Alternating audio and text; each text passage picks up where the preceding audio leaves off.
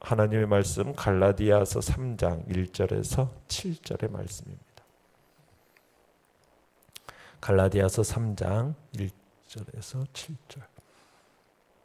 우리 한 목소리로 같이 읽겠습니다. 시작. 어리석도다 갈라디아 사람들아, 예수 그리스도께서 십자가에 못 박히신 것이 너희 눈앞에 밝히 보이거늘 누가 너희를 꾀더냐? 내가 너희에게서 다만 이것을 알려 하노니 너희가 성령을 받은 것이 율법의 행위로냐 혹은 듣고 믿음으로냐? 너희가 이같이 어리석으냐? 성령으로 시작하였다가 이제는 육체로 마치겠느냐? 너희가 이같이 많은 괴로움을 헛되이 받았느냐? 과연 헛되냐? 너희에게 성령을 주시고 너희 가운데서 능력을 행하시는 이의 일이 율법의 행위에서냐 혹은 듣고 믿음에서냐? 아브라함이 하나님을 믿음에 그것을 그에게 의로 정하셨다 함과 같으니라. 그런즉 믿음으로 말미암은 자들은 아브라함의 자손인 줄 알지어다. 아멘. 오늘 말씀의 제목은 믿음만이 구원의 길이라는 제목으로 말씀을 나눕니다. 오늘 본문에서 바울은 유대 율법주의자들의 그 미혹에 넘어가서 자신이 전한 너무나도 분명한 복음의 진리, 믿음으로 의롭게 된다라는 이 복음의 진리를 버린 이 갈라디아 교인들의 이 영적인 우매함을 반어법적인 질문을 통해서 통렬하게 책망하고 있습니다. 내용과 철문제 1번입니다. 갈라디아 교회 성도들은 바울에게 어떤 평가를 받았습니까? 자, 1절을 보시면 사도 바울은 율법주의자들의 꾀임에 넘어간 이 갈라디아 교회 성도들을 뭐라고 책망합니까? 어리석도다 갈라디아 사람들아 라고 이렇게 책망을 하고 있죠. 그러니까 사도 바울은 갈라디아 교회 성도들이 예수 그리스도께서 십자가에 못 박혀 죽으신 사건들을 마치 자기들이 눈으로 직접 본 것처럼 확실하게 믿었었어요. 그들은 예수 그리스도께서 정말 자기들의 죄를 대속하시기 위해서 십자가에 못 박혀 죽으셨다는 사실을 자신의 눈으로 직접 본 것처럼 확실하게 믿고 있었는데 그 믿음과는 상관없이 구원을 위해서 율법을 지키려고 함으로 그렇게 함으로써 예수 그리스도의 죽으심을 헛되이 한 거죠. 내용과 철문제 2번입니다. 갈라디아 교회 성도들이 구원의 방편으로 믿음 대신 선택한 것은 무엇입니까? 2절을 보시면 사도 바울이 갈라디아 교회 성도들을 향해서 너희가 성령을 받은 것이 율법의 행위로냐 혹은 듣고 믿음으로냐 라고 질문을 하는데요. 이 질문은 사도 바울이 지금 그 해답을 몰라서 한 질문이 아니죠. 오히려 너무나도 그 해답이 분명하기 때문에 그 해답을 상기시키기 위해서 한 질문입니다. 이 해답에 대한 답변은 무엇입니까? 듣고 믿음으로 성령을 받았다라는 거죠. 그러니까 성령이라는 것은 오직 복음을 듣고 믿는 자에게 주시는 하나님의 선물인 겁니다. 이건 결코 율법을 지키는 것과 같은 어떤 인간적인 행위에 대한 보상으로 주어지는 게 아니에요. 그런데 갈라디아 교회 성도들은 성령을 어떤 인간적인 능력이나 어떤 행위를 통해서 받을 수 있다 이렇게 믿었던 겁니다. 그래서 그들은 성령을 받기 위해서 갖가지 부질없는 노력을 많이 했던 겁니다. 사도 바울은 갈라디아 교회 성도들에게 너희가 이같이 어리석으냐 3절에서 그러는 거죠. 3절 4절에 성령으로 시작했다가 이제는 육체로 마치겠느냐. 너희가 이같이 많은 괴로움을 헛되이 받았느냐. 과연 헛되냐. 자, 여러분 이런 그들이 비록 성령의 역사로 말미암아 복음을 믿고 하나님의 백성이 되었다고 할지라도 그래서 많은 괴로움을 당했다고 할지라도 이제 복음에서 돌이켜서 율법의 행위를 고집하려고 한다면 곧 육체의 의를 쌓음으로써 스스로 구원에 이르려고 한다면 그들은 결국 멸망에 이르게 될 거라는데 정말 그렇게 하겠느냐는 거예요. 그러니까 그들이 구원받은 이 하나님의 백성으로 살아가기 위해서 율법주의자들에게 당했던 그 수많은 괴로움들을 진정 모두 헛것으로 만들고 만들기 말겠느냐 지금 이런 말을 하는 겁니다. 그러니까 갈라디아 사람들이 바른 복음에서 떠나서 정말 구원을 위해 율법을 지키려고 하는 것은 지극히 어리석은 일이 아닐 수 없다라는 거예요. 왜냐하면 만약 정말 그처럼 율법을 지키게 된다면 그것은 곧 그들이 이제까지 지켜왔던 그들의 모든 믿음을 부정하는 것이 되는 거예요. 따라서 그들이 그리스도인으로서 당했던 모든 고통과 고난이라는 것이 헛것이 될 수밖에 없다라는 거죠. 다시 말해서 그들은 그리스도인이라는 이름 때문에 괜한 고생만 하다가 결국 구원도 받지 못하고 영원한 멸망에 이르게 되는 거예요. 참으로 불쌍한 사람이 아닐 수 없는 거죠. 5절에서 그렇게 얘기합니다. 너희에게 성령을 주시고 너희 가운데서 능력을 행하시는 이의 일이 율법의 행위에서냐 혹은 듣고 믿음에서냐. 자, 이 질문은 대답을 요구하는 질문이 아닌 거죠. 너무나도 분명한 사실을 다시 한번 상기시키기 위해서 한 질문이라는 얘기입니다. 그러니까 하나님께서 갈라디아 교회 성도들에게 성령을 주시고 그들 가운데서 능력을 행하신 것은 그들이 율법을 행했기 때문이 아니라 오직 복음을 듣고 믿었기 때문이라는 사실을 다시 한번 상기하라는 말씀인 겁니다. 그러면서 6절 7절에 보시면 아브라함이 하나님을 믿음에 그것을 그에게 의로 정하셨다 함과 같으니라. 그런즉 믿음으로 말미암는 자들은 아브라함의 자손인 줄 알지어다. 그러니까 바울은 아브라함도 믿음으로 의롭다 인정받았다라는 것을 지금 창세기 15장 6절의 말씀을 인용하면서 지금 설명하는 거예요. 진정 아브라함의 자손은 믿음으로 구원받는 복음을 따르는 사람들이다라는 걸 강조하는 겁니다.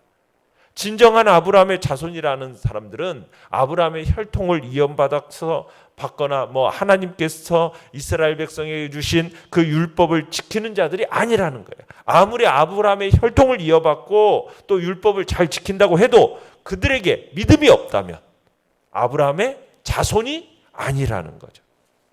반면에 비록 아브라함의 혈통을 이어받지는 않았고 또 율법을 우선적으로 준수하지 않은 자라 할지라도 그가 하나님을 온전히 믿고 그분의 뜻대로 살아가려는 하나님의 진리의 이 복음의 진리를 마음속에 받아들인 자라면, 예수 그리스도를 영접한 자라면 그는 분명 하나님의 자손인 거죠. 분명 아브라함의 자손이라는 얘기입니다. 연구와 묵상 문제 3번입니다. 사도 바울에게서 복음을 들은 갈라디아 교회 성도들이 잘못된 신앙에 동조한 까닭은 무엇입니까? 자, 율법주의자들은 오직 믿음으로 구원받는다는 이 바울의 복음을 부정하고 구원을 위해서라면 율법의 행위도 필요하다라는 이런 잘못된 복음을 갈라디아 교회 성도들에게 가르쳤어요. 그런데 그들은 어리석게도 이 율법주의자들의 잘못된 복음에 동조했던 거죠. 왜 그렇다고요? 그 까닭이 뭐겠습니까? 이 율법주의자들의 주장이 인간적으로 보면 더욱 그럴듯해 보였기 때문입니다. 처음에 이 갈라디아 교회 성도들은 생생한 복음의 감격을 받았어요. 아, 정말 주님이 날 위해 돌아가셨다. 자격 없는 나를 완전하게 하셨다. 만복을 주셨다. 이걸 믿었어요.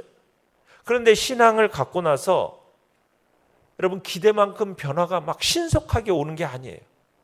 원하는 만큼 막 변화가 빨리 오질 않아요. 신앙생활을 상당히 해온 이 시점 속에서 신앙의 고백들이라는 것이 어떻게 보면은 새로울 것이 없이 정말 하나도 어떻게 보면 새로울 것이 하나도 없는 거예요. 그래서 이제 이런 의문이 드는 거예요. 아, 다 좋다. 그런데 과연 기독교가 이것뿐인가? 그저 내가 믿고 지금까지 반복해왔던 이런 기본적인 신앙 고백이 신앙의 전부란 말인가? 진정한 신앙이라면 현재 시점에서 눈에 보이는 뭔가가 있어야 되는 거 아닌가? 이런 의문이 들더라는 거죠. 그러다 보니까 자연스럽게 뭐에 치중하게 되냐면 행위에 치중하게 돼요. 행위. 그러니까 우리를 향한 나 자신을 향한 어떤 기대가 생각보다도 더디 이루어지는 것 같아요. 이럴 때 사람들은 순간순간마다 자기를 보면서 낙심해요. 그래, 은혜로 구원은 받았고 은혜가 아니면 설 수 없는 죄인인 줄 알지만 예수님을 믿고 난 이후로 더 많이 보게 되는 건 뭐냐면 낙심이에요. 아, 내가 이것밖에 안 되나? 그런 육신적인 생각이 들어가는 거예요. 그러다 보니까 뭔가 믿음만으로는 충분하지 않은 것처럼 여겨지고 은혜로만은 충분하지 않다라는 생각이 들게 되는 거예요. 그러면서 자기의 종교적인 열심이 부족한 것 같은 마음이 슬그머니 내 안에 들어오고 일어나는 거죠. 아, 내가 좀 더 뭔가 열심히 뭔가를 해야 되는데 하면서 율법적인 어떤 그런 종교적인 열심에 이제 우리의 마음이 쏟아지게 돼요. 그런 고민을 하고 있을 때 거짓 선생들이 와가지고 믿음만으로 되는 게 충분하지가 않다. 율법을 더해야만이 온전해지는 거야. 이렇게 말을 하니까 그것이 오히려 어떻게 보면은 인간적으로 생각해 볼 때 그것이 더 옳은 것처럼 느껴지는 거예요. 그러면서 넘어지는 거죠. 그러니까 우리의 마음속에 끊임없이 남아있는 이 죄악된 본성, 자기 중심성, 이게 자기를 좀 특별하게 보려고 하는 경향이 우리 속을 막 긁어대는 거예요. 특별하게 좀 다른 사람보다 나은 것이 있어야 되는데 똑같이 은혜로, 값없이 은혜로 주님 한 분 위에는 자랑할 것이 없다라고 하면 이 죄악된 우리의 본성이요 별로 좋아하지를 않아요. 좀 남보다는 내가 좀 더 특별해야만 특별한 것이 있어야 하지 않을까라는 어떤 고민을 하고 있는데 그런 가운데 거짓 사도들이 그래 남들이 안 하는 할례를 받아라. 율법을 준수해라. 그렇게 하면서 뭔가 이 복음에다가 덧붙이려고 하면서 넘어지게 되는 거예요. 여러분 그러나 우리는 우리의 스스로의 자격으로 복을 받을 만한 어떤 조건을 갖출 만한 힘이 있었다면요. 여러분 하나님은 십자가에 예수님을 달아 죽이지 않으셨겠죠. 행위로 구원에 이르는 게 아니거든요. 선을 행할 수 있는 자가 되도록 우리를 구원해 놓는 것이지 행위를 더해서 복을 받고 하나님의 마음을 만족시킬 사람 아무도 없습니다. 우리가 붙들 것은 무엇입니까? 예수 그리스도의 그 완전한 공로와 그분의 십자가의 달리심, 그것밖에는 나를 하나님과의 그 바른 관계에서 온전하게 해줄 수 있는 것이 없는 거예요. 그것밖에 없어요. 그 믿음을 따라 사는 자들만이 믿음이 만들어내는 그 참된 행함으로 이 땅을 섬기고 하나님을 섬기며 살아갈 수 있게 되는 것입니다. 믿음인 거죠. 느낀 점 4번입니다. 사도 바울에게 직접 배운 성도조차 이단 사상에 빠지는 것을 보며 무엇을 느낍니까? 여러분 사도 바울에게 직접 배우더라도 여러분 하나님의 말씀을 제대로 깨닫지 못하면 누구라도 이단이나 잘못된 사상에 휩쓸릴 수 있다라는 것을 우리는 느끼게 돼요. 아무리 진리의 말씀을 참된 복음의 말씀을 여러분 듣고 배웠더라도 이것이 내 안에서 제대로 깨달아지지 않는다면 언제든지 나도 이단과 잘못된 세상에 휩쓸릴 수 있다라는 것을 우리는 기억해야 됩니다. 그러기에 참된 복음을 지키기 위해서는 우리가 이 하나님의 말씀을 늘 가까이 하며 그 말씀을 연구하는 삶을 살아야 되고 그 말씀이 내 안에서 살아 움직이도록 정말 그 말씀이 제대로 내 안에서 깨달아지도록 우리는 끊임없이 겸손히 그 말씀 앞에 서야 되는 것입니다. 우리는 성령과 함께 믿음으로 신앙생활을 시작했습니다. 또한 오늘도 여전히 믿음으로 성령의 기적과 성령의 능력을 체험하고 우리의 신앙을 유지하고 있습니다. 그렇기 때문에 믿음 위에 처음부터 마지막까지 굳게 서시길 바라요. 어떤 다른 소리에 귀 기울 필요가 없습니다. 어리석은 공로를 쌓는 길로 달려가는 것을 우리는 내려놓아야 돼요. 은혜가 아니면 절대로 구원에 이를 수 없는 것이 무엇인지 우리는 배워야 되겠습니다. 더딘 것 같지만 완전한 구원으로 우리를 데리고 가시는 그 하나님을 신뢰하고 어리석은 길로 가지 않고 끝까지 믿음의 경주를 하면서 신앙의 복된 열매를 맺어가기를 바랍니다. 하나님이 우리에게 선물로 주신 이 고귀한 믿음을 처음부터 마지막까지 붙잡는 여러분들이 되시길 바랍니다. 믿음 말고 여기다 뭔가를 내가 덧붙여야 되는 것처럼 생각하는 그 어리석음, 과거도 그렇고 현재도 마찬가지입니다. 모든 이단들, 잘못된 사상들은 이 믿음만이 아니고 거기다 뭔가를 끊임없이 덧붙이도록 우리를 유혹하는 시대를 살아가는 겁니다. 그러나 거기다 덧붙일 거 하나도 없습니다. 오직 예수 그리스도의 십자가의 대속의 은혜만을 우리는 붙들고 믿음의 길을 힘있고 능력 있게 살아가야 되는 것입니다. 결단과 적용 5번입니다.